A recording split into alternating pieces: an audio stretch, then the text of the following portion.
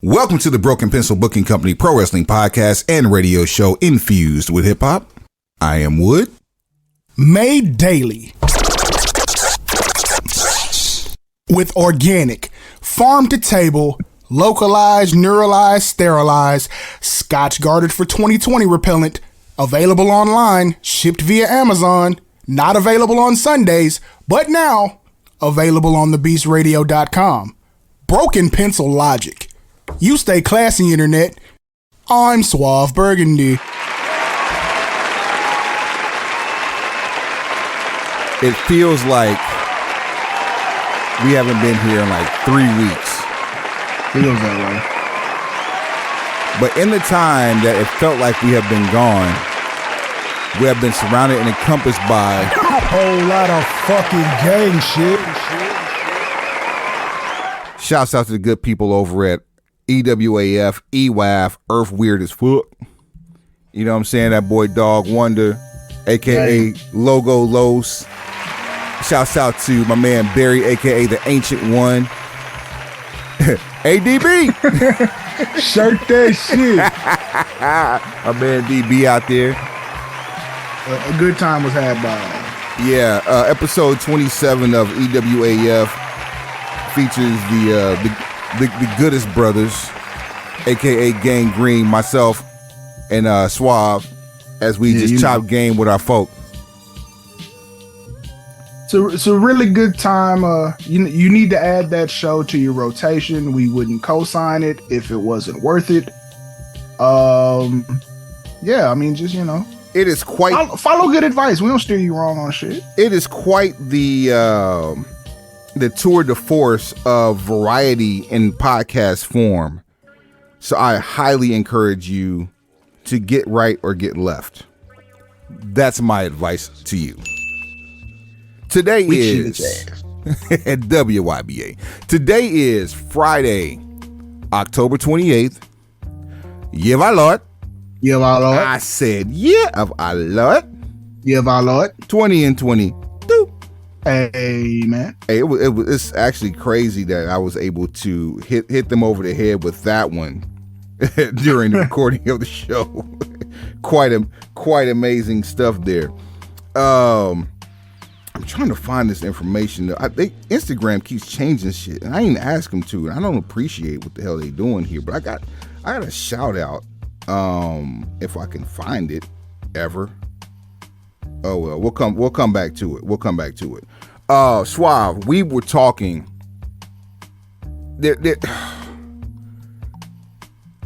Tribalism has invaded not only this podcast but our professional wrestling fandom. We don't know how we feel about it. Oh, I know how I feel about it. I couldn't hold it in. I don't know why you told these people that lie. We just told them we ain't gonna steer them wrong on some shit, and you turn right around and lie to them. I almost called you somebody, but I ain't finna set this show on fire with that. Set it off, bruh. Nope. I mean, we here now. We are here now, and just know we know exactly how we feel about this shit. There's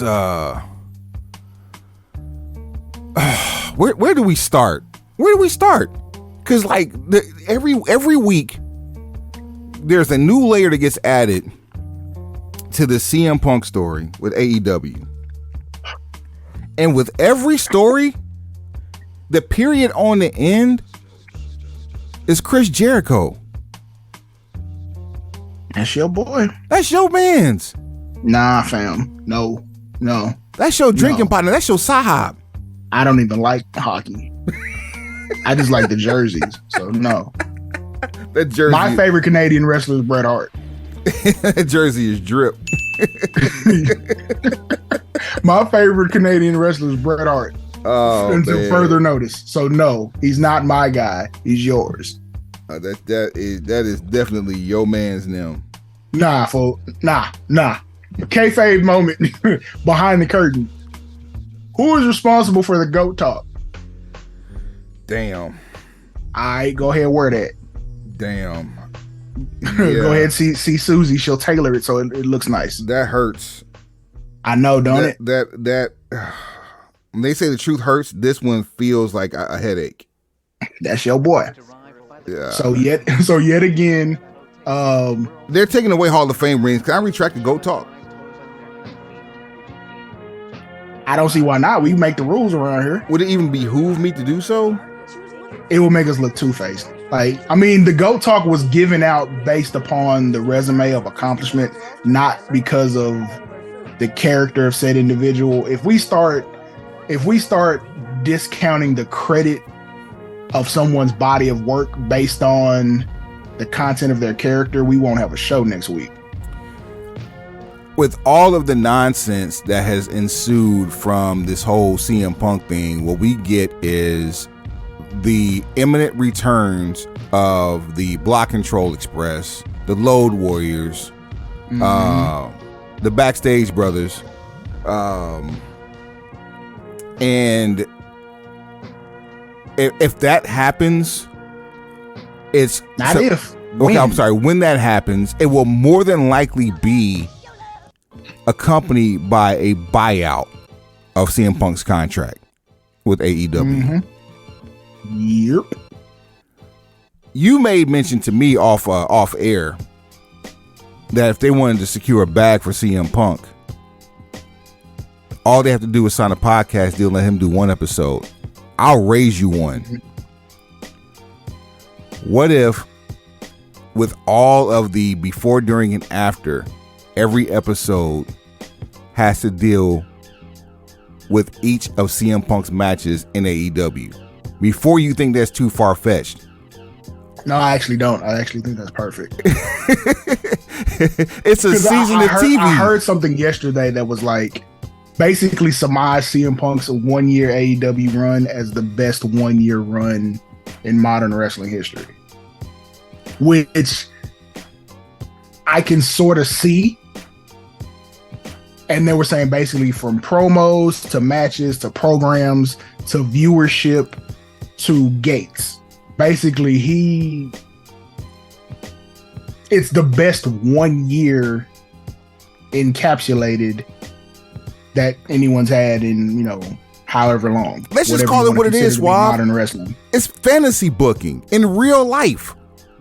That man came into a company that has been up and running at the time for 2 years and single-handedly fantasy booked everything that the fans had talked about, and he hopped in the ring and actually performed these matches. So we actually were able to see what fans wanted to see for a year. The man had 2 title reigns and no runs as the champion. Let that marinate for a second. He's the only AEW World Heavyweight Champion who will never have been beaten to lose the title.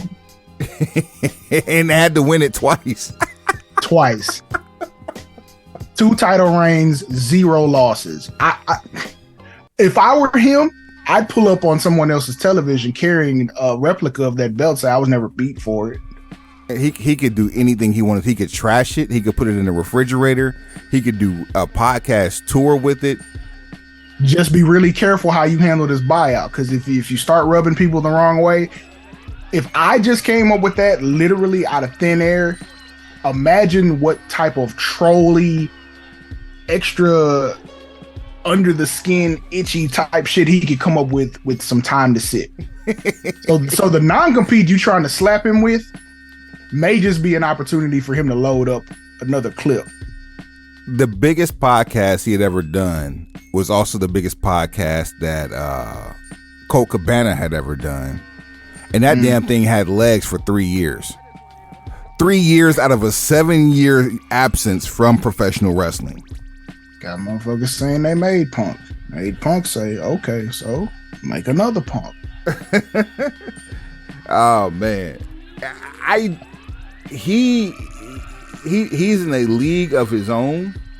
I wouldn't dare go out on a limb and say protect him at all costs, because nah. But here, okay. But let me. I'm not going to say don't protect him at all costs, but I will say this: he's the only one that stood his ground, and he Where's the lie? Everybody feels like, oh, he's a bitter old man, this, that, and the other, which all may or may not be true. Phil Brooks was Phil Brooks when you signed him, when he showed up and when he left. He was the same guy. Just, hey, where's the lie? Tell me when he lied. Don't tell me when he hurt your feelings. Tell me when he lied. If you can tell me when he lied, then we can talk about it. Otherwise, it's just a whole lot of truth followed by no rebuttals other than being pissy about it. And there's been some rebuttals on the corporate front, as one Ace Steel has been let go by the company. That's a shame. I mean, you knew it was coming, but like, of all the people involved, of all the parties, I felt like he might have had more of a reason than anyone to start throwing haymakers.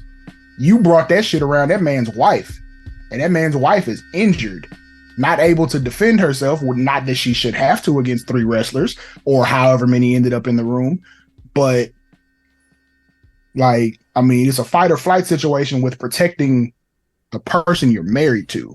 My wife is currently rehabbing injury right now, and I guarantee you the one thing that she'll be trying to do is get out the way. And if danger comes close to her or danger comes close to danger, she's going to do what she needs to do to make sure that home is protected. Our wives are trained to use deadly force though, so we're in a different class. We might be the 1%ers of that particular fraternity, but just like, that man was protecting. He was defending the honor of his friend. He's operating in a employment capacity, and he's also protecting his betrothed. I felt like if anybody had any sort of grounds for, grace, it would be him. He's the first fired, which kind of just let me know, all right, I see how this is gonna go. Which I don't know if we said it on the show, but I know we talked about it off air. Kanos was gonna end up.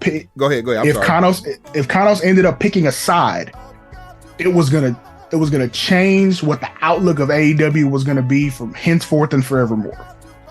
It looks like he's picked a side, and it looks like he's changed the outlook of AEW for whatever it could have been. Henceforth and forevermore. There are, let me see if I can name the parties off.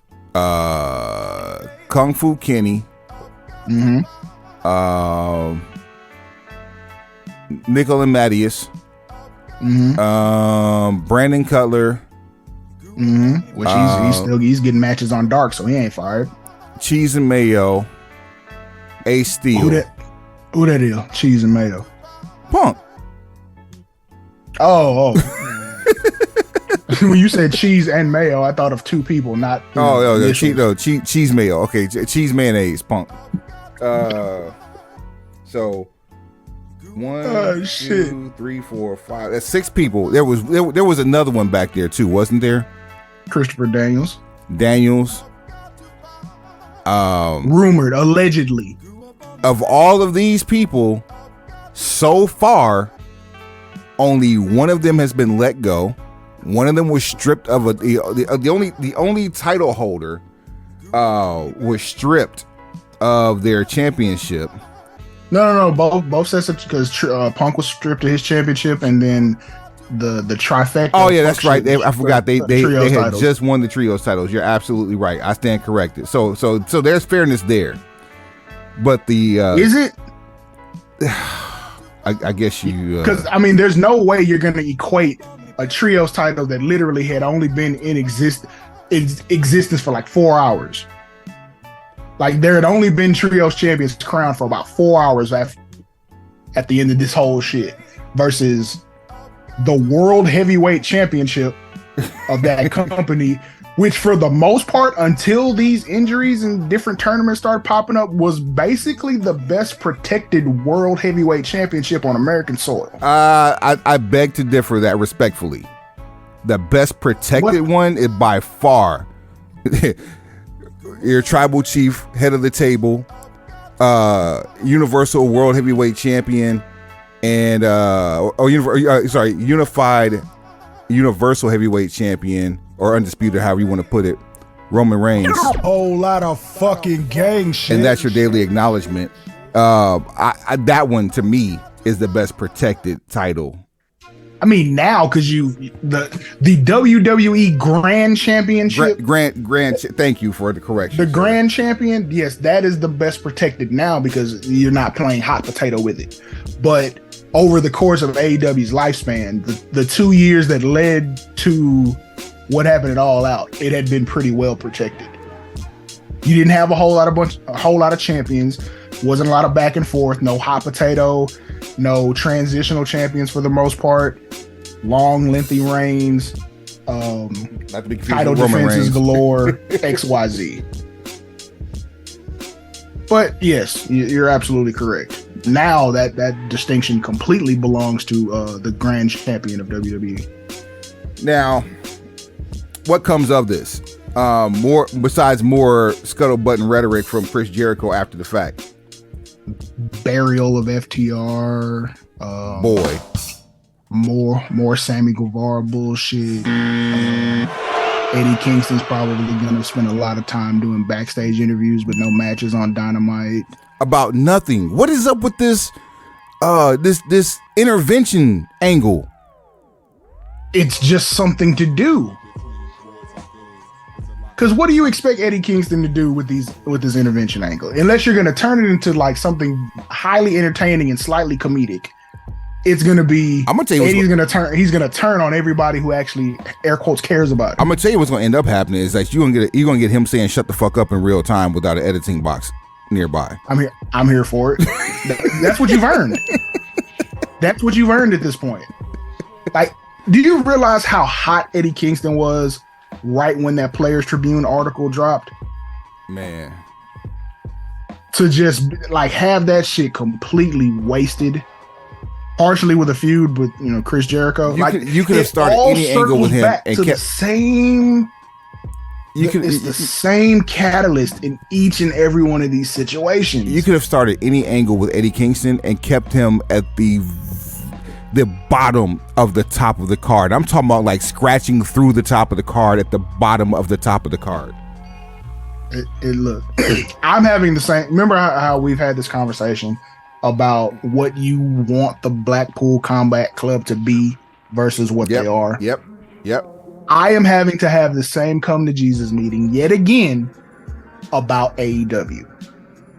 What I want it to be versus what it is. This wasn't the tribalism that we started with, but this is where we're at right now. I mean, there's a lot of show left, so we'll work our way through all of this. But we're just at a point where like sides have been picked. There are lines in the sand. Like the word around the net right now is how Punk has all but been voted out. Huh? Voted out. Huh? Like, are we watching the episode of Big Brother here? Yep. Yes. That's exactly what we're watching. We're watching a fucking wrestling-based reality show. This man comes in, generates the highest gates, helps get the highest ratings, executes some of the most historic promos, gets people don't even know who Ace Steel is or his history. He gets one of the promos of his lifetime, if not the promo of his lifetime, at the expense of CM Punk's storyline.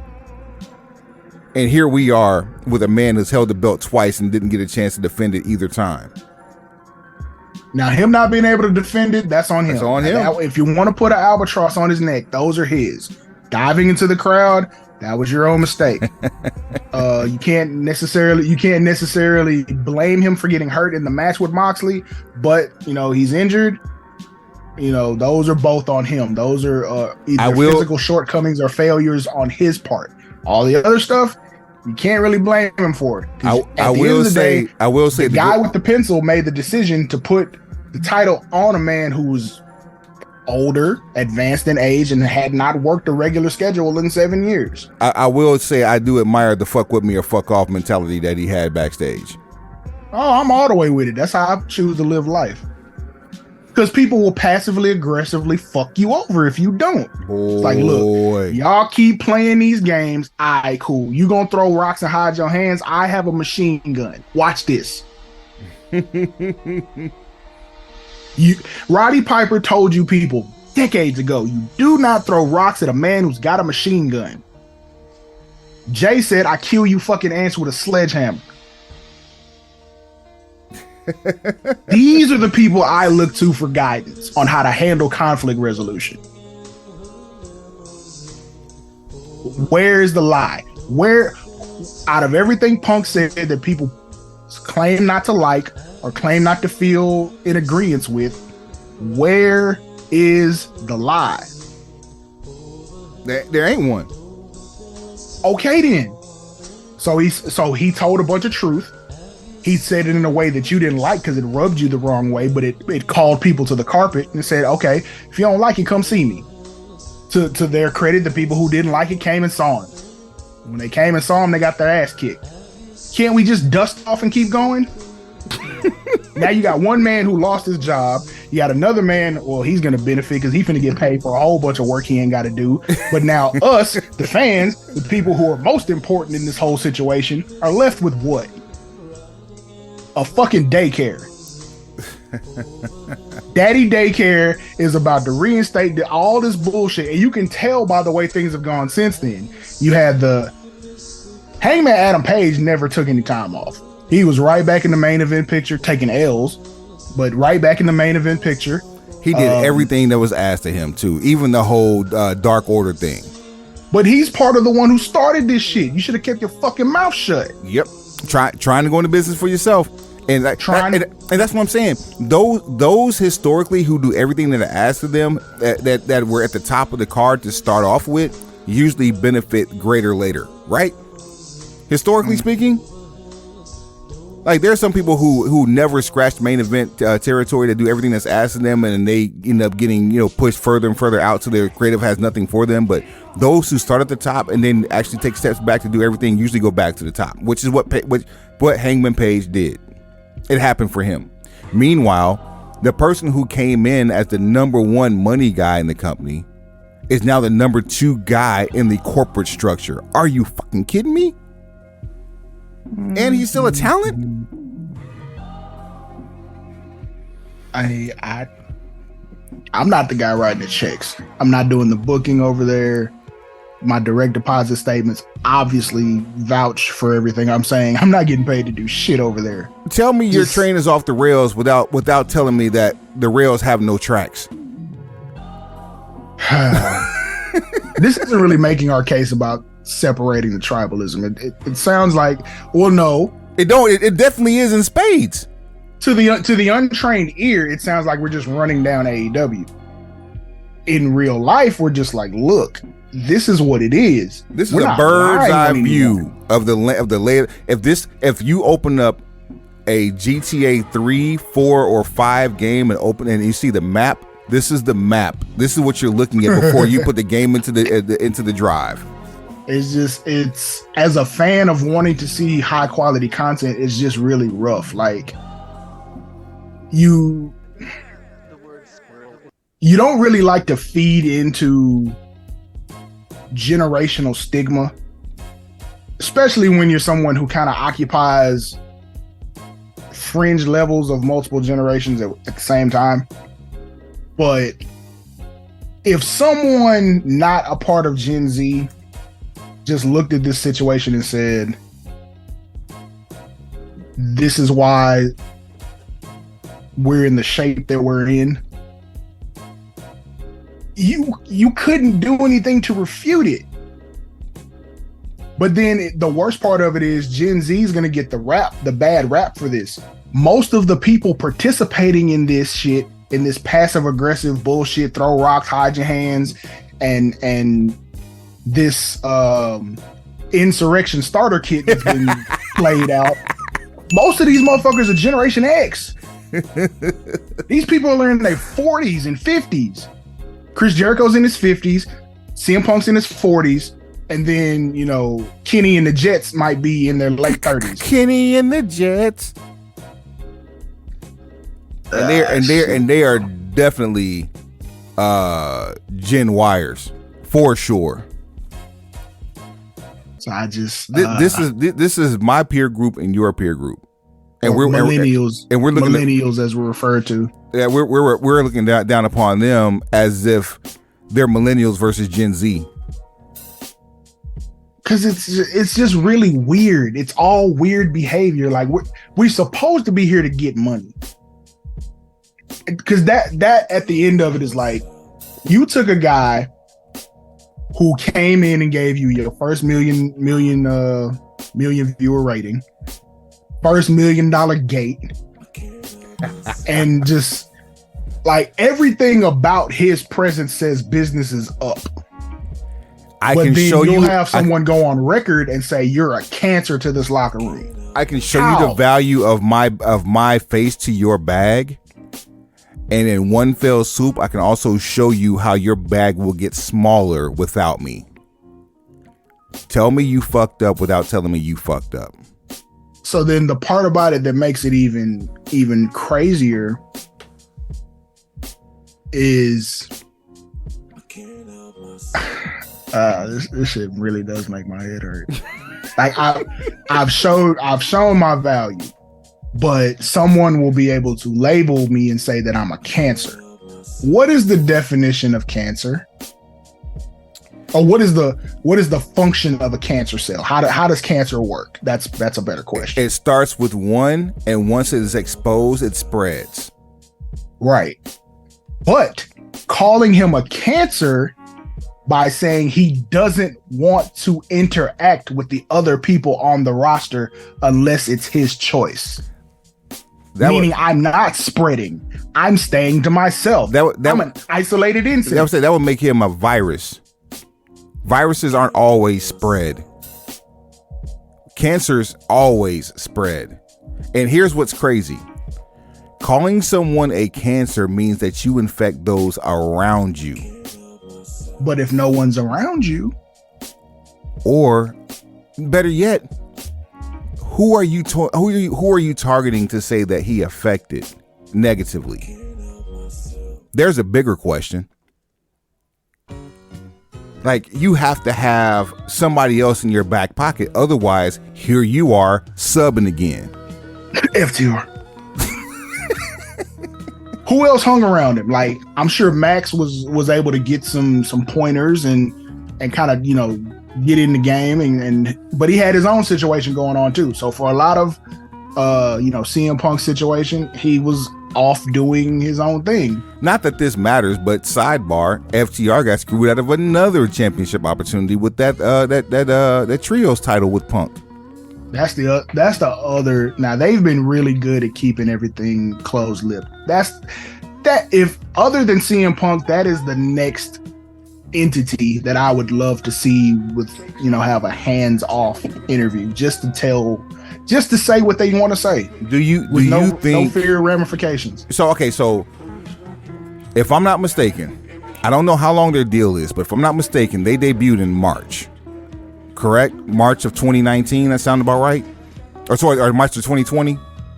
Sounds about right. So if their deal is up in March of 2023, hypothetically you think they did a 3-year versus a 5? I can't see them going to an upstart with the history that they had and signing a 5-year deal. Stranger things have happened. I just can't see them signing a 5-year deal. At the point of 2020, they're the only AEW is really the only other game in town that can offer them comparable money. So but would I be interested to see as the pandemic is starting? I think they would have been smart to take 5 just because it's job security. What I'd be interested to see is what a breach of contract looks like for them. You know what I mean? Like it can't look much different than it looks for anybody else. Because for anybody for that matter, like what would constitute a breach of contract other than lack of pay for a professional wrestler in a major company? Because even the ECW, these cats were working on handshake deals and were getting back funded by the WWE. Yeah, you got to figure out. First of all, you got to figure out a company that has an actual contract. AEW might be because of what Kanos had laid out about why WWE talent agreements are not actual contracts, you would have to find a wrestling entity that has an actual contract that a talent would sign. Riddle me this, Ghost Rider. If WWE contracts aren't actual contracts, why are people still waiting 30 and 90 days, depending on where they're coming from on that side of Stanford? Because you put your name on the dotted line. I'm merely relaying what I was told. you fucking imbecile. I'm merely relaying what I was told. I don't understand. This is in no way a reflection of my stance on what a contract is or is not. And for the people out here listening, the pencil pusher massive, understand that I'm not calling Swab a fucking imbecile. I'm calling Kanos a fucking imbecile for that analogy.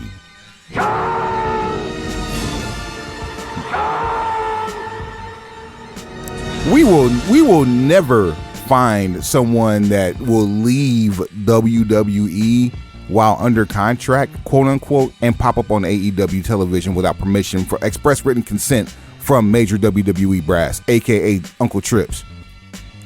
Know that. So I will retract contract as defined by Google. A written or spoken agreement, especially one concerning employment, sales, or tenancy. That's being a tenant. That's where you live, like a lease. That is intended to be enforceable by law, meaning I can take you to court for damages. So, yeah. Even the ones in Stanford are contracts. If I told you, Suave. Yeah. Considering we're in business bed together, pause. If I told you. I'm sure there was a better way to say that. We're, for the sake of conversation. Right. If I told you we're recording a show next Friday. Next when? Next Friday, a week from today. All right. And for those keeping score at home, November 3rd, yeah, my Lord. Yeah, my Lord. I'm sorry, November 4th. And I said, yeah, my Lord. Yeah, my Lord. 2022. Amen. If I say we're recording a show on November 4th and there's absolutely no contact from me or agreement from you that says, hey, we ain't recording on November 4th, and I no show our scheduled recording time, doesn't that put me in breach? You have violated a verbal contract. Punishable up to and including termination and or litigation. Right. Now, depending on the judge, they may just throw that shit out and say it's frivolous, but it's a breach of contract. You might just pull up and just honk your horn and flip me off. Right. To which then that leads to further litigation because that could be considered harassment.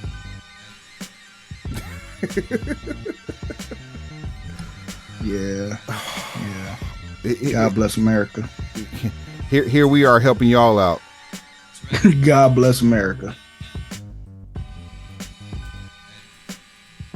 It's a tough world we live in these days. Are we done beating that horse to death?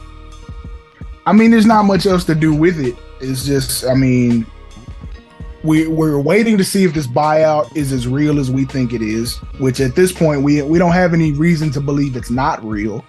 From what we've heard, the scuttlebutt is the whole sticking point right now is a non-compete clause.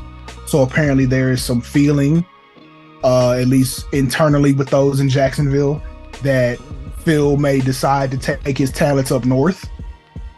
And if for no other reason than to have a live mic for about 30 minutes. Listen, he will become Stone Cold. Well, not Stone Cold. He will become Steve Austin in ECW if this happens. Roddy Piper leaving Jim Crockett Promotions for the WWF if this you happens. Remember? You mentioned Roddy Piper. So 1996. About this time, 1996, where Roddy Piper, coming off a WrestleMania 12 appearance, shows up at WCW's Halloween Havoc and cuts for the sake of argument, about a 15 to 20 minute promo on Hollywood Hogan following the main event of Halloween Havoc.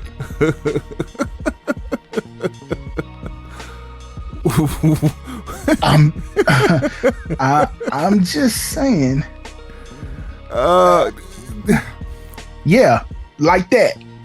Just these are things that you don't want to happen, but the industry needs them.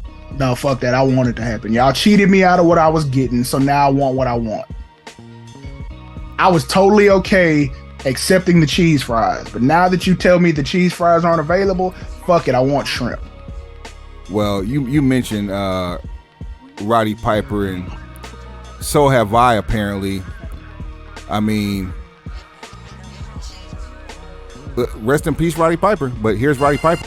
Mr. Piper, there's a big lack of communication here, because when I said that I made wrestling, when I said that I own wrestling and I control wrestling, now that I really think about it, I remember that you and I were running neck and neck.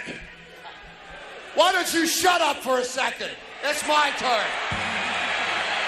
Be careful. I am not here to represent the WCW, the NWA, the SPCA, the SOB, although I can be one SOB when I want to be.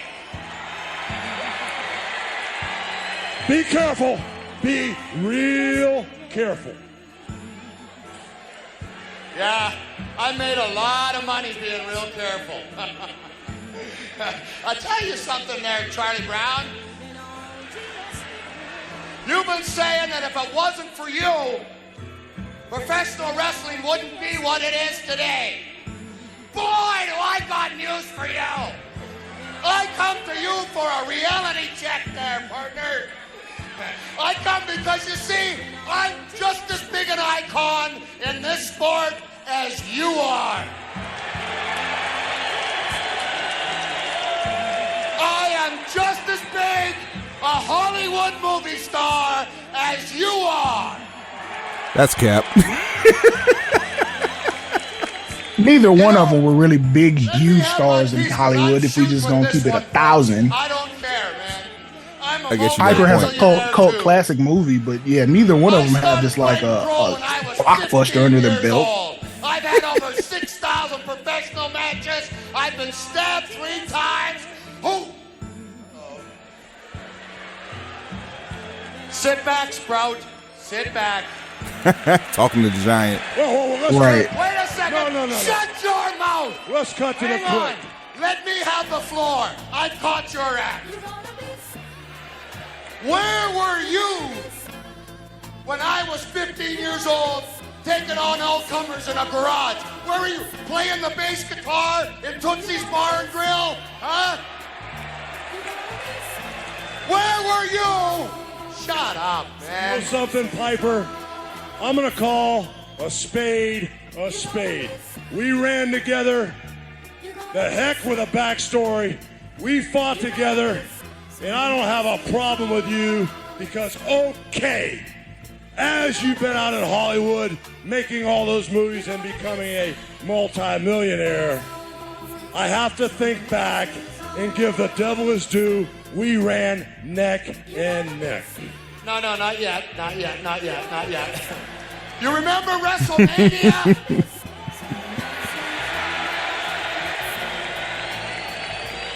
Tell me something. If I hadn't knocked out Mr. T, took on the New York City Police Department, chased Dick Clark back, had my way with Liberace, if they didn't hate me so much, you think they would have been cheering you so much? Shut up, I ain't finished. Truth bullets. Pew pew. Sold at your local Walmart. You? I'm the only guy you have never been able to beat. He's right. And I'll tell you something else. You're going to admit it. I am as big an icon in this sport, and whether you want to say it or not, you at least have the guts to put your hand out and you shake my hand and you admit that it isn't you that brought all these people here. It's all these people here that made you. Now, I'll be glad to. Let me tell you something, Piper. We've had wars to settle the score, which didn't get settled. And I thought you took off with your family and were at peace with yourself. But now that I see you face to face, me being the honest man that I am, yes, I admit you're just as big a superstar as I am.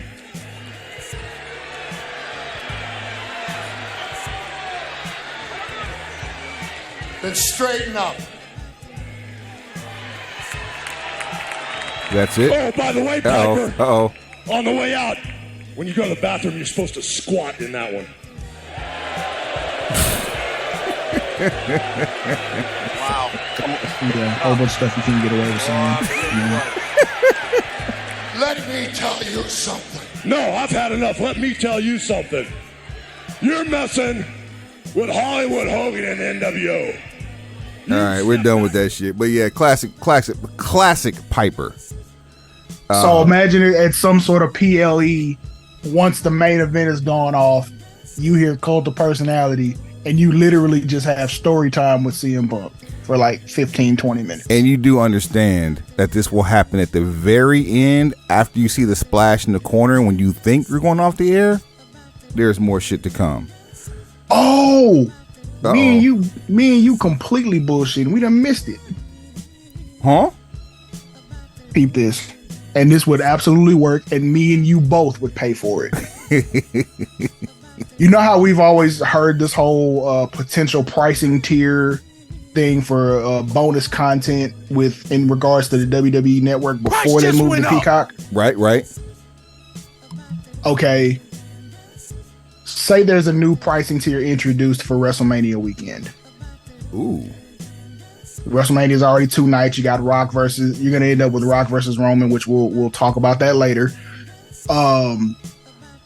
But part of this new pricing tier gives you access to content that has now been moved up into the tier. So say there's exclusive interviews. There's this, that, and the other. But the first thing you get back besides backstage footage from WrestleMania is a Broken Skull session.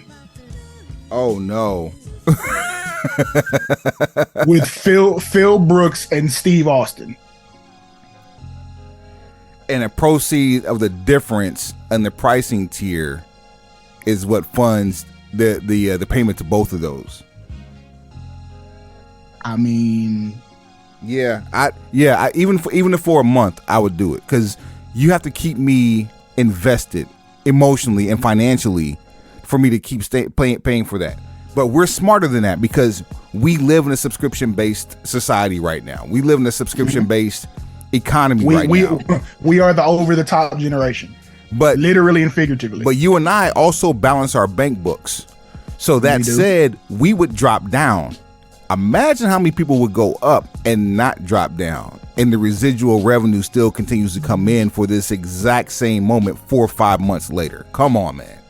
Right. So assume you got 1 million people, which would be like too easy. You tell me I'm going to get a 1 hour sit down with Steve Austin and Phil Brooks, and it's just going to cost me an extra $5. I bet I would say 1 million people would do that. It's pretty fair. Out of the potential 4 million current subscribers, a quarter would go up by $5. 25% conversion rate. For those of you who've worked retail, 25% conversion rate is that's a tiered sales increase. Yeah, that's it's mid. It's mid, but it's a gain. Increase is mid. But it's a gain. It's a gain. So you're 125% over forecast. No, facts. No, I'm saying it from the perspective of like if for those who've ever worked retail without necessarily working the higher end of sales, say you worked clothing retail, and they say that's why the metal detectors are there to count how many people come in. Mm-hmm. It's the conversion. So for every 100 people that come in, you're going to convert 25 into customers. That's considered mid because you would like to convert, one out of every two. But it's still You'd like to convert. It's still the quickest $5 million that they've seen. Facts. $5 million pays for whatever you want Phil to do. Especially for a portion, like the upside guarantee of that is astronomical. If you gave him $1 million off of the increase, just to sit down and have a conversation with Steve Austin, uninterrupted, unedited. You don't even he don't drink. B, he has to exert no effort. None. Just have an open and honest conversation with someone that he already has a rapport with. So it's not him sitting talking to Triple H. It's not him sitting talking to Stephanie where it's a cantankerous back and forth. It's him talking to Steve Austin. Steve Austin has about as much stake in current WWE as you or I do. As far as like caring what happens or caring about who he pisses off, this is just a mutual distribution deal. So for them, those two to sit down and talk, it means nothing, obviously, because Keith Irvine was on the show. Speaking of these two, one last bit of information as relates to this whole backstage issue. So subsequently, after CM Punk defeats Jon Moxley had planned on going away for a little bit. Just taking a little vacation, getting some family time in, wife, new baby. That lasted all of 30 minutes because after what they call, or what they're now referring to as brawl out happened, he was called upon to be the savior. The irony of this one. Here's the real victim in all this. Jon Moxley had a whole fucking vacation rearranged. That's the real victim. Mox and family. And what do they get for their efforts? Wife nothing. On the road with a new contract. I wouldn't say nothing. There's a bag attached to that incident. But are these real contracts? No, because she could walk away and become Renee Young tomorrow. She signed as Renee Paquette. How about that? That's outside. Because the name on the deal matters just as much as who signed it. You see what I'm saying? At any rate. Yeah. Well, hopefully CM Punk makes them pay him in ones. In the land of factions, while we're staying with AEW, I've said episodes ago, okay, we are a hair away from the reformation of Pinnacle. We almost there. We 3/4 there. On this past episode of Dynamite, we saw what could potentially be the end of the arguably the greatest heel run this side of Rick Rude in the history of professional wrestling. Yes, go ahead. Rick Rude, and I use Rick Rude as an example because the only time Rick Rude was a face in his entire career, no one saw it, and he was not an active performer. I didn't see it either. So therefore, it didn't happen, right? Right. Yeah. He ain't never. That said, at the end of Dynamite, the same group of people that were responsible for helping Max get the chip at Double or Nothing, the same people who were responsible for costing Mox his GCW World Heavyweight Championship, were also responsible in a beatdown in Jon Moxley that resulted in Max coming in to, I don't even want to say save Mox. It was more of take the attention off of Mox, and he became a martyr for who knows. If he is the devil that he says that he is, even this was a setup. But if not, we can expect Pinnacle probably on TV the next week or two as a unit. The loser in this situation is Stokely Hathaway and his band of midfits. the mid-event mafia. Other than W. Morrissey, who Suave aptly says should have remained as Kaz XL. No one really knows anybody else in this faction, and that includes Ethan Page. So what are we doing with putting them at the end of the show, last segment, beating up your biggest star in the company? Because he is Max is hands down the biggest star in the company, and Mox is carrying your company. Mm-hmm. What are we doing here? Taking nothing away from Stokely Hathaway, but the band of misfits that's with him, the Mid-Event Mafia. I'm under the impression that this is a plug and play situation. Like, this story, I think, had already been crafted, and we're substituting Mox for Punk. And this is how it was supposed to go down. But I also feel like this is going to end up being Max's crowning achievement as a heel. And what gave me that idea was the exchange with Regal. Basically saying, if you really want to be the devil you claim to be, do it the right way.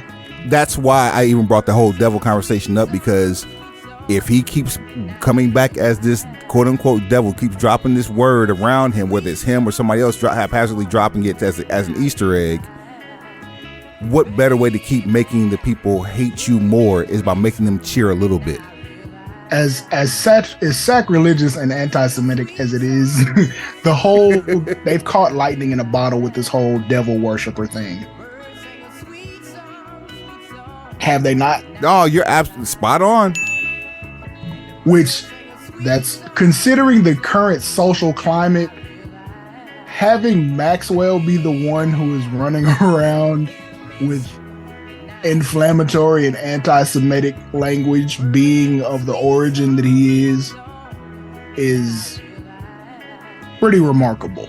It's the irony of the highest level. And the fact that he's saying it without saying it makes it even better. Right. How do you hide plain sight? But yeah, I just look at this because to me, it makes absolutely no sense to turn him face. Ever. Because, okay, when you turn him face, who is the top heel? Who's the top heel that's going to challenge him if he's a face? That's the thing. We don't even know who that is right now. And even Big Jericho, and he has a belt.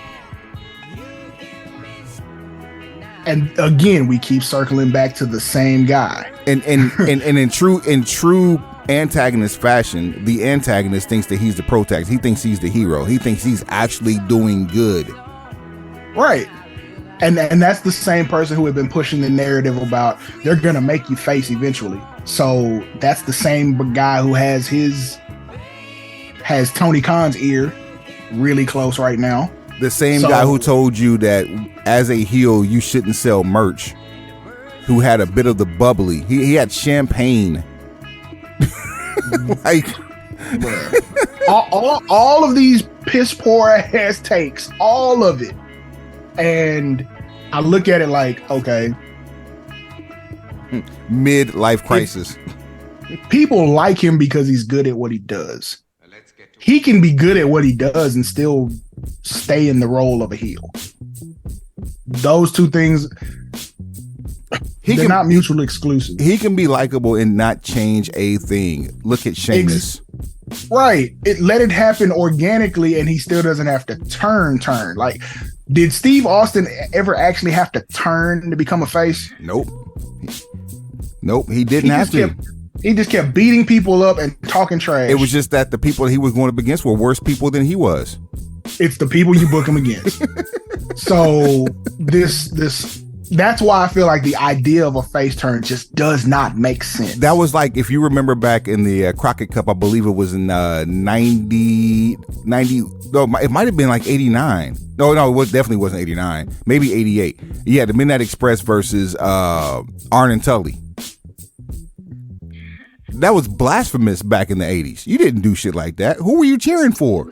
All right, you don't have a main event heel. You don't have two main event heels on the entire roster that you could line up against Max if he was the world heavyweight champion as a face. Okay, so take out Y2 January 6th. Who else? Insurrexico. Who else is there? As a heel or as a face? As a heel. To take on Face Max.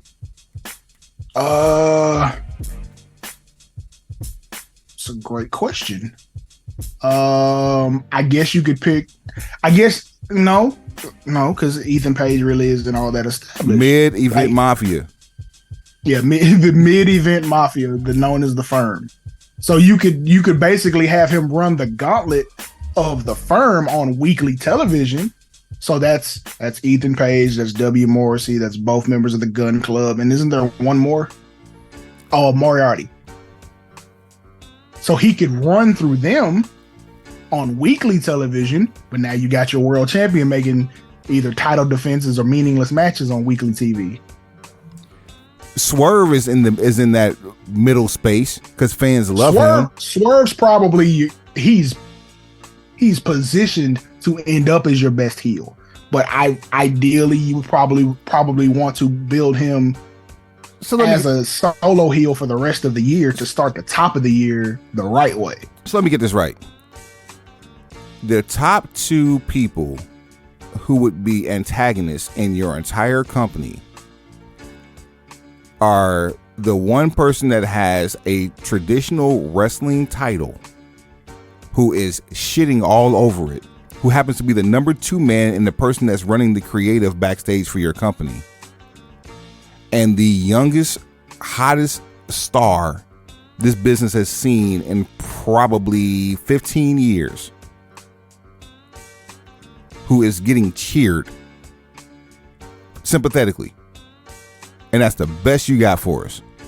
And then, okay, I'll do this one just because I know someone's listening and throwing shit at their sound device. Okay, let's say you put Kenny back in that situation. Make Kenny the number 1 heel, make the Kenny and the Jets, make them the number 1 heel group, and say that's who's going to deal with Max for the next, month or two. There's only one way. Knowing Tony Khan's like 3 months. There's only one way that you make them full-fledged heels, and that's by bringing back Don Callis, because no one likes Don Callis. Otherwise, I mean, as a performer, I like Don Callis. As a personality, like as a I think character. Don Callis is the most entertaining of the 4. If we're gonna keep it G, keeping it $1.50, he has the most legs of everybody. Oh, then there's that too. But the reason that's not a good idea, do you realize what Max would do to the 3 of them just in promos alone? Yeah, because for the first 90 days that they're back is CM Punk chants every week. Max leans into everything. He don't play shit down.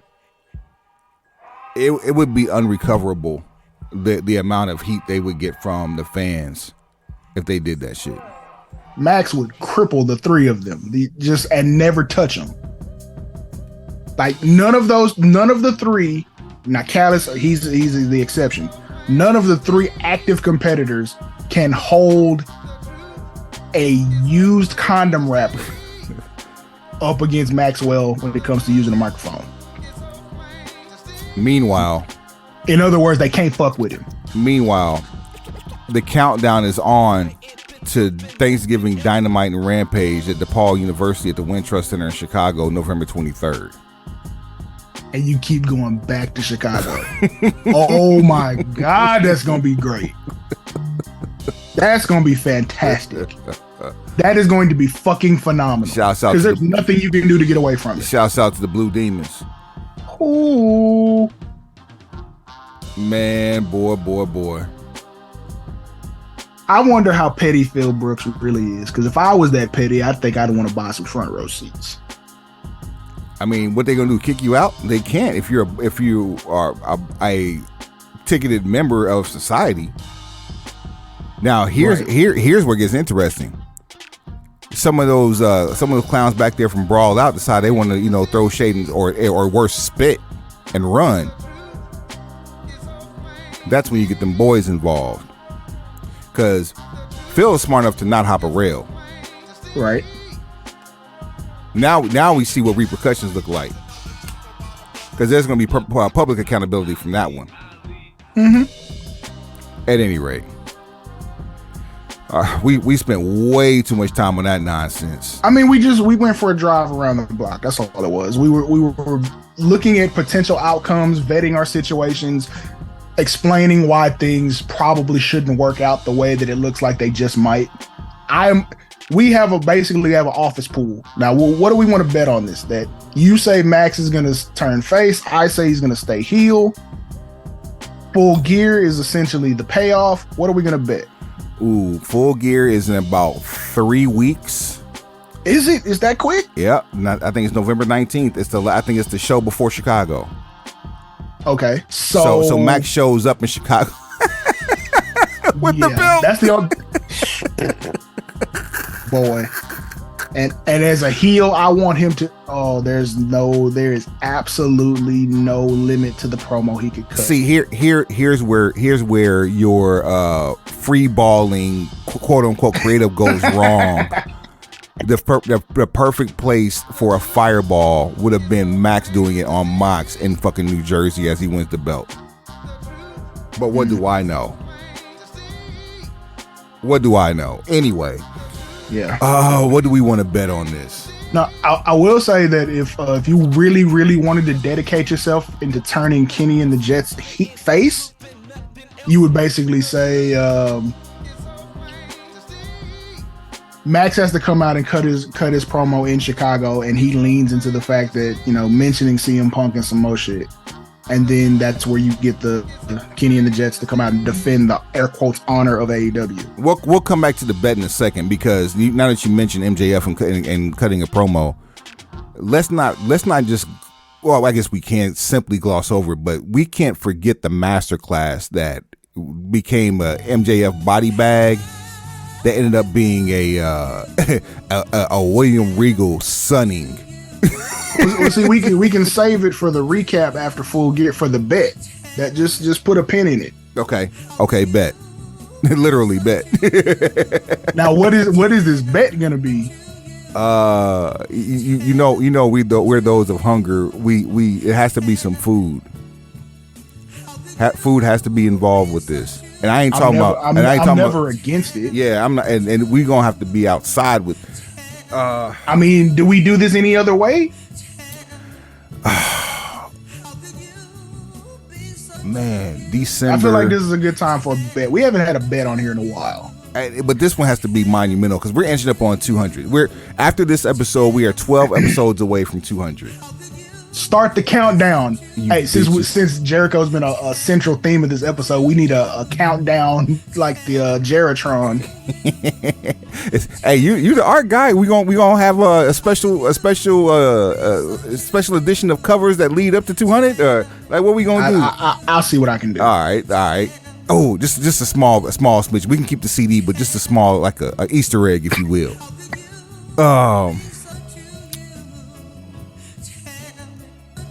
Next week, episode 189. Mm-hmm. Hold me accountable. 189. Okay. I'll have the terms of the bet ironed out.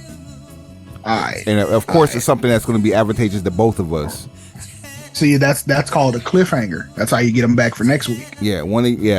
Yeah. And now's a good time to chime in too.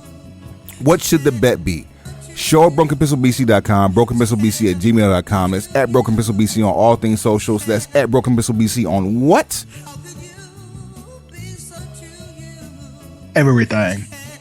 Oh wait, I lost you. On everything? Everything. All right, now, where do we go here? Oh, speak more AEW news on tour, but the different brand. Ring of Honor Final Battle. is going to be held on a Saturday afternoon, 3 p.m. local time, Arlington, Texas, on the campus of the University of Texas at Arlington, home of the Mavericks, not the Dallas Mavericks. Don't get it twisted. Coach Snoop, what up with it though? We don't know what's going to happen, but there are more rumors floating around that ROH has found a new television home going forward. Could Final Battle be the new beginning for the new television home, the new broadcast home for Ring of Honor Wrestling? So we've heard some interesting things when it comes to what may be in the works for AEW. Well, Ring of Honor, which it's sort of strange. We've been so focused on figuring out what AEW's future would be television wise, and we've pitched all these different scenarios about what might work, and Ring of Honor gets more clarity or has a clearer path to clarity than AEW does. That's weird to me, but here we are. Now, what's really special about this College Park Center in Arlington is it's the home of the WNBA Dallas Wings, the home of the University of Texas at Arlington Mavericks. But if it hosts a WNBA team, it has to have a decent capacity. This is a bowl that holds 7,000 people. We gonna see. We ain't on no sucker shit. Not never. And gang will be in there. As at all times. I don't know why you thought it was gonna be fucking different. gang shit. BPBC family, Tony Snow, DJ Tony Snow, you can't ban the snowman. Ever. But you can't melt his ass for the one chip challenge. He is a former Ring of Honor employee. Let that sit in your craw for a second. Foreshadowing. You gotta love it. You gotta love Yep.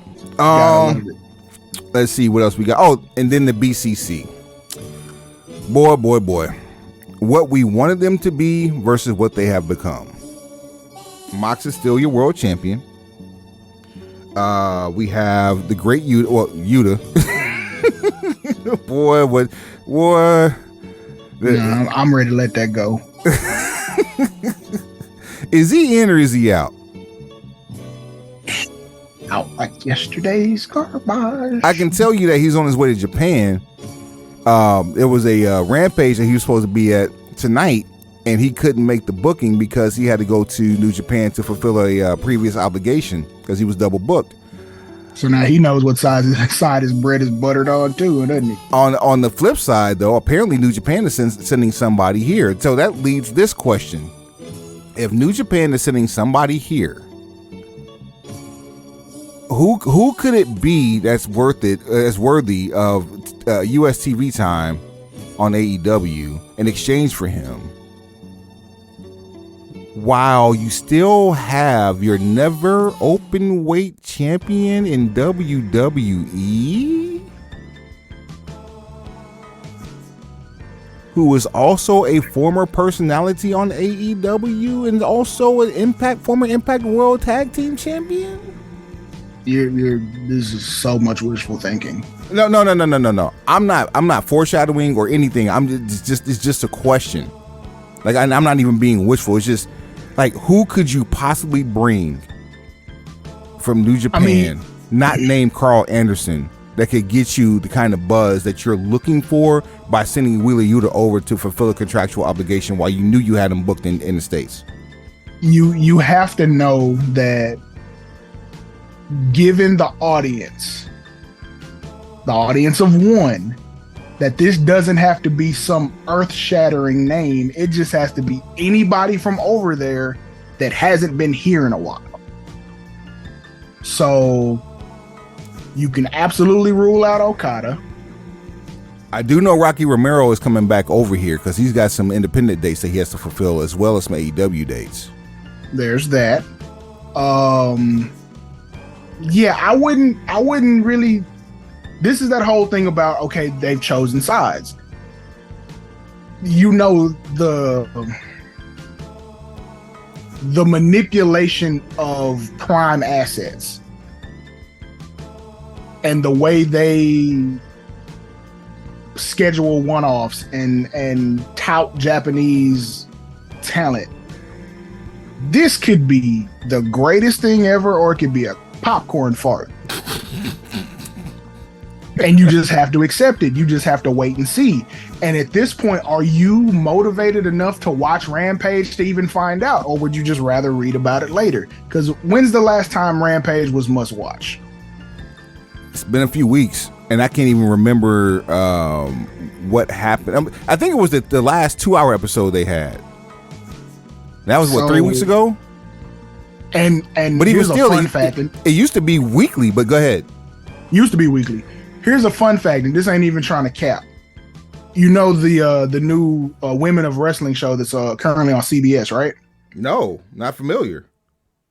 So that is the Jeannie Buss owned entity that also has AJ Lee working in a booking capacity, I do believe. That is shows on CBS, so it's a network TV show. Women of Wrestling. Wow. They actually have pulled better ratings than the last AEW Battle of the Belts. Damn. That's not capping. That's not trying to shoot shade at nobody. That's like that's a fact that I heard this week, and I was like, and then I had to research. I was like, wow, for real, that happened. Is Tessa still there? Was. I don't know if she's still. It's a great question though. Yeesh. All right. I mean, I'm not being paid to keep up with her. That's also a fact. Couple more pieces of information. There was a story that Bobby Lashley had put out there about plans that he had while Vince was still in power, about wanting to put on 70 pounds for a storyline just to prove like he was depressed. I don't even know what that looks like. First of all, since he's been back, he's put on close to 30 pounds, maybe 40 pounds worth of muscle. He's talking about layering 70 pounds of fat on top of that. Just going on a eating spree. Like he's on 3+. He's 3+ of solid muscle now. No. He's not 3 yet. Shit. I'm on the guise of him being right around 270, 275. All right. So add his luggage, he's 3. Round it up. I'll give you a better visual. You turn Bobby Lashley into Keith Lee. That was unnecessary. That's a proper comparison. That's fucking unnecessary, but I get what you're doing. That is rude. I'm tongue in cheek with this, but yeah, it's rude. So rude. I have no words. Like, first of all, Bobby's in his mid-40s. Your heart, like Bobby's metabolism is insane. His heart, he knows his body, but his dog, there was what is his name?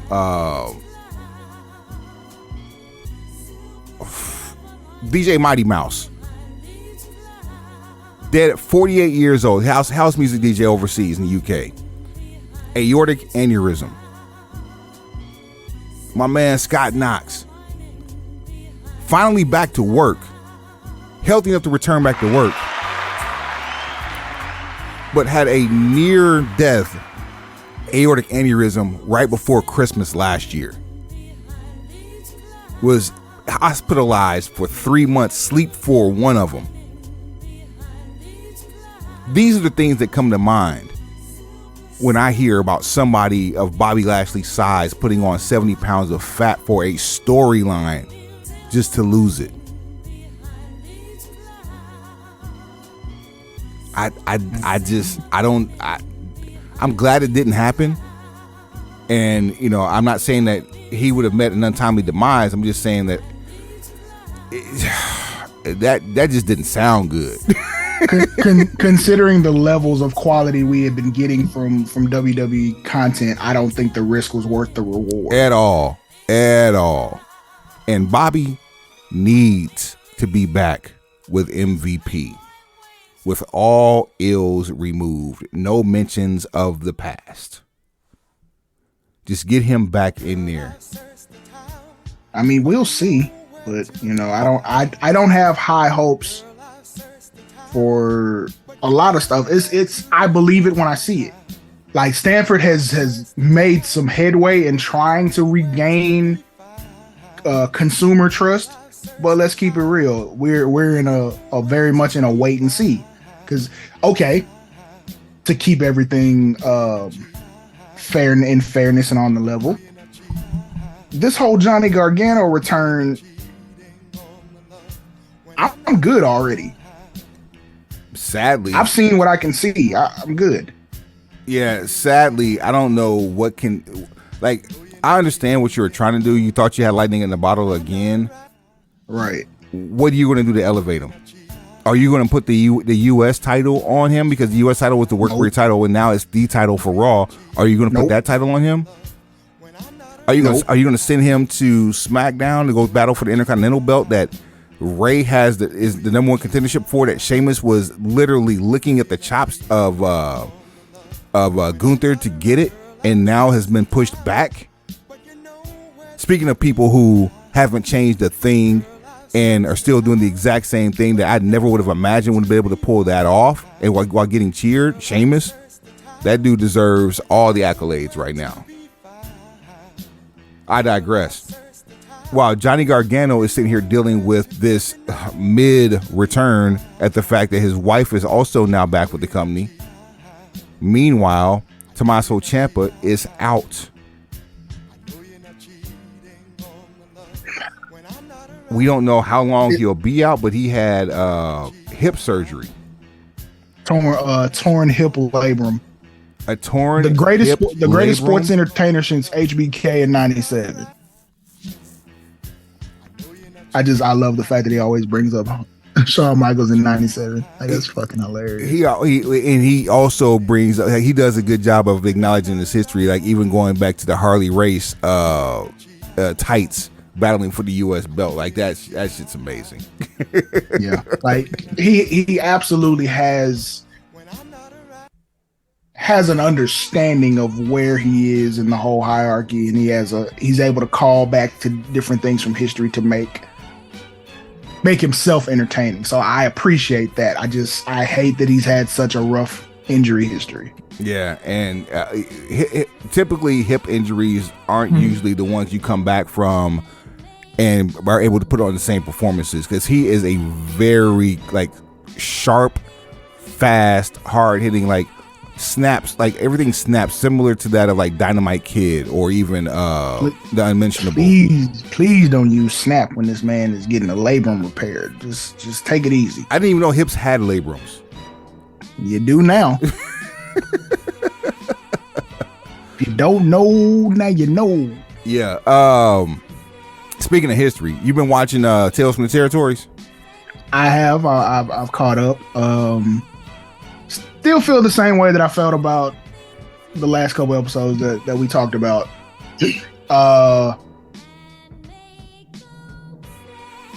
It's Dark Side of the Ring, but not quite as. It's just different, and it's refreshing. I think it's refreshing. I think that's the word I would use is refreshing. My kids keep hearing me talk about these old territories and how they actually get a chance to see it. I wish there was more. Like, you could literally do a season on every territory and still be able to get a gist of what happened. Because, like, I keep bringing up Bob Roop, and now people can know who Bob Roop is and what he was known for from his days in Florida. And I forgot about his feud with Eddie Graham in Florida. All right, Eddie Graham, Steve Keirn in Florida. And what most people don't realize Steve Keirn was one half of the Fabulous Ones, which is the tag team that Stan Lane started with prior to joining the Midnight Express. People also don't realize that Steve Keirn was Gator in WWE. Hear that music? Well, what do you know? So, it's just the history of these territories and how people that you grew up to be household names with, or grew to be household names with you, rather. It's welcoming to see that they're acknowledging this, and the fact that Rock's hands in it too just makes it that much better. Next episode will be on Stampede, which is the Hart family territory up in Calgary. And I'm highly judgmental on some of the characters I'm seeing here, just like some of their conduct. I'm like, yeah, you're about what I thought you were. It was a different era, and yeah, just to say, like, there's a reason why Jim Brunzell isn't in the WWE Hall of Fame. you know what I'm saying? Ken Patera having this fucking meltdown. I'm like, bro, you served this time already. Like, it's not like they can put you back in jail if you just admit to it. Yeah, like there's no double jeopardy, fam. Like, you did it. You see what I'm saying? Like that type of shit. Like, 50, you gonna take the lie voice. to the grave, and you couldn't prove the lie to be. Never mind. Just fuck it. Watch it. You'll see what I'm talking about. Oh man, so that was the AWA was episode 3, Championship Wrestling from Florida, which I said should have been a dark side, was episode 4, but that might be the darkest dark side besides the unmentionable. The brawl out's gonna end up being a dark side episode, and I can't wait. Boy. I cannot fucking wait. We get now generation dark side, man. Let's go. Do it before the deal happens, because there's something is imminent. Anything else we got on the table? Let us look. We're talking about the political aspects of fandom. Yeah, so there's this weird thing going on, and most of it's online, but there's this choosing of sides. You're basically you done picked a set to rep, where you only consume, well, I can't even say only consume, you only praise content from one content creator.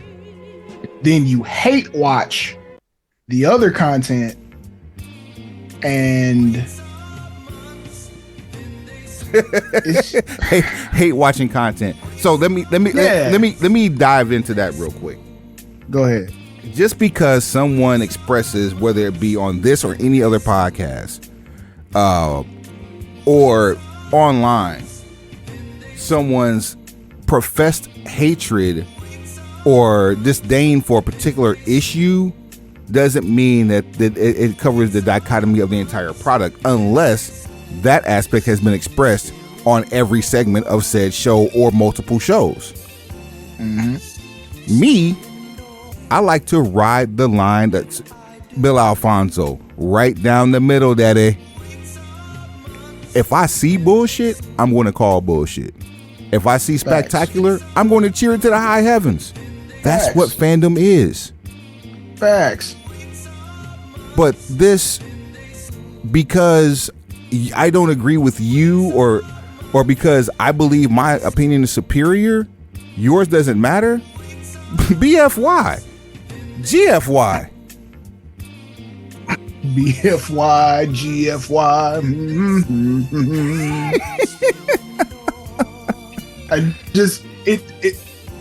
I think where it starts, and we've had this conversation before on this show before, it's the expression of opinion as fact.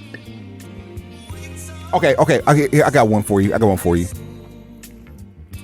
There are numerous facts related to the emergence of the appreciation of African American talent. Most recent was the large number of North American championship holders that are of African descent. Congratulate them the same way you did Good Try Terry's nasty ass. don't hide the fact. Well, by hiding your congratulations, it actually shows true colors. If you are not of the sense of the group that's depicted.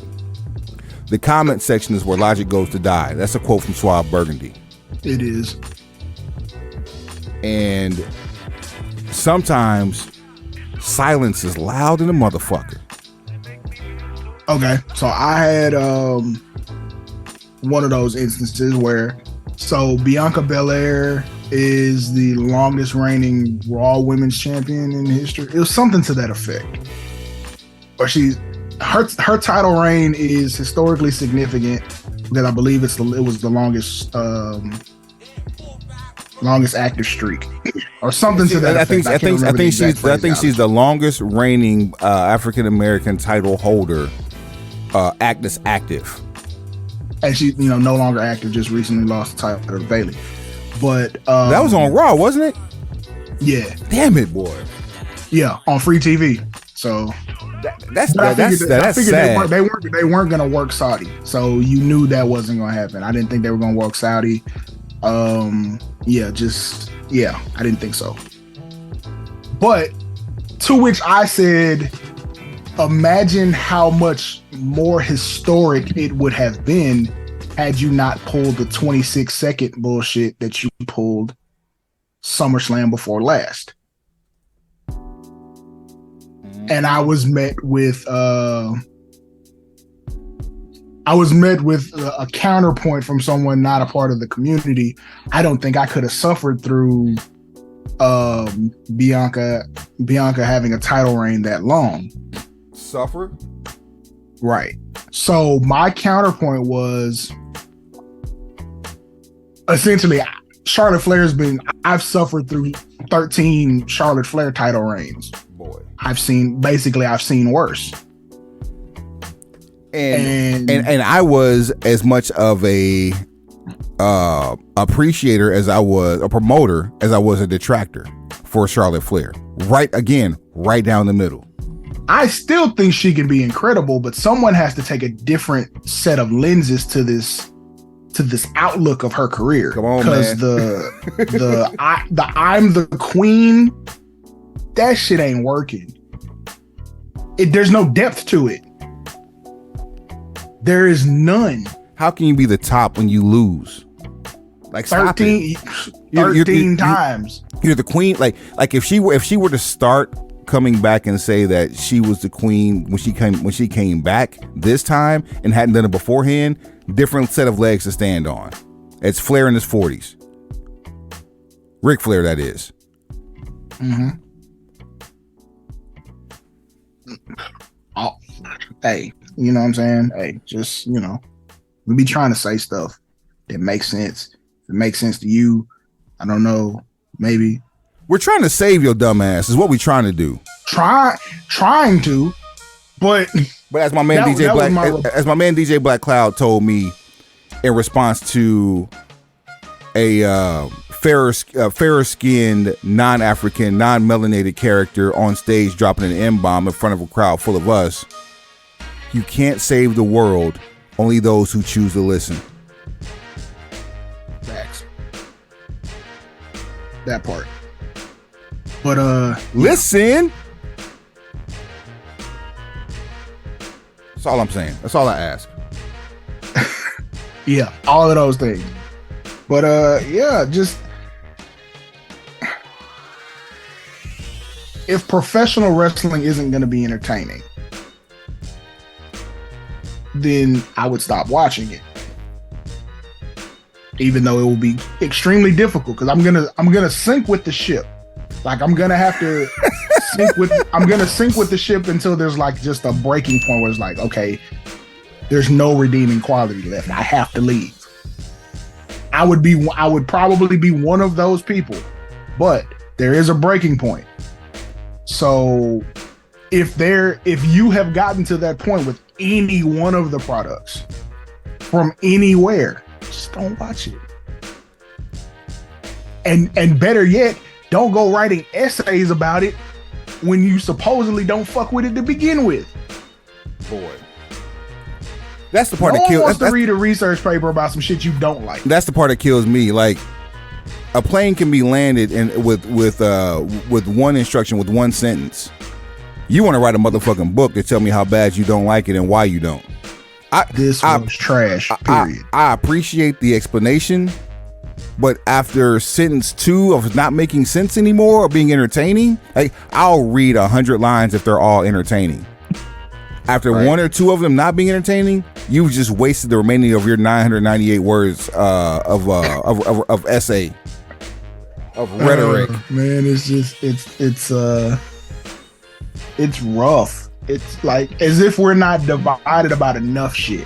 You're gonna choose professional wrestling, and we banging on wax about this. We would be so lucky if it were wax. People are on my fucking nerves, and I just really want better. It's too close to Thanksgiving for you people to be acting like this. Speaking of Thanksgiving, aren't you thankful? Speaking of Thanksgiving, Snoop Dogg, DJ Drama, I Still Got It. DJ Drama, Jeezy, a Snowfall. Woo. Same day. Woohoo. Yeah. The Jeezy, I like parts of it. Other parts of it probably aren't for me. Same with the Snoop. I haven't listened to the Snoop yet. Same with the Snoop. It's they both have their shining moments. It's just not if you're looking for that classic, it ain't classic. But if you want something that's going to restore that feeling, that's going to do it for you. There's that. I'm past the point of wishing for classics from anybody. I'm out of that. That game is over. Well, I wasn't wishing for one from Gibbs, and we might have got one. Time will tell, but that replayability is amazing. See? Just enjoy what you get.